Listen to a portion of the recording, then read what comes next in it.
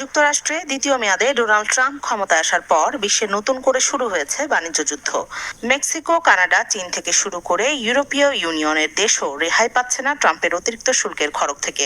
এবার পাল্টাপাল্টি শুল্কের খেলাটা কিছু দেশের জন্য আরো কঠিন করলেন মার্কিন প্রেসিডেন্ট।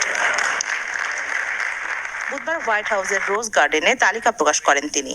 এতে একপাশে যুক্তরাষ্ট্রের ওপর অন্য দেশের আরোপিত শুল্ক ও এর জবাবে সেসব দেশের ওপর নতুন করে আরোপিত শুল্কের হার দেখানো হয়, যাতে আছে বিশ্বের 185টি দেশ ও অঞ্চলের নাম। সেই তালিকায় বাংলাদেশি পণ্যের শুল্ক বাড়িয়ে 37% করেছে যুক্তরাষ্ট্র। এতদিন 15% ছিল শুল্ক। ট্রাম্পের দেখানো তালিকায় যুক্তরাষ্ট্রের পণ্যে বাংলাদেশের আরোপিত শুল্কের হার 74%।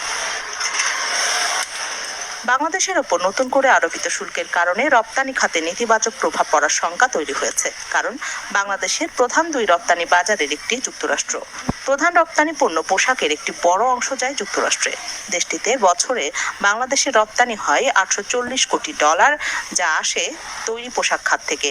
গত বছর দেশটিতে বাংলাদেশ থেকে তৈরি পোশাকের রপ্তানি দাঁড়ায় $734 কোটি। ট্রাম্পের পাল্টা শুল্ক আরোপে ভারতের পণ্যের ওপর আরোপ করা হয়েছে 26% শুল্ক। পাকিস্তানের ক্ষেত্রে এই হার 29% ও চীনা পণ্যের ওপর 34% শুল্ক আরোপ করেছেন তিনি।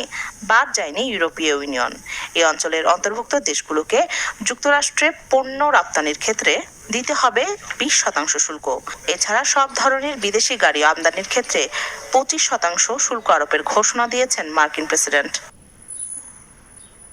যেসব দেশের পণ্যের উপর 10% শুল্ক আরোপ হয়েছে তা কার্যকর হবে 5 এপ্রিল থেকে, আর 10%-এর বেশি শুল্ক আরোপিত দেশগুলোর ক্ষেত্রে সিদ্ধান্ত কার্যকর হবে 9 এপ্রিল থেকে।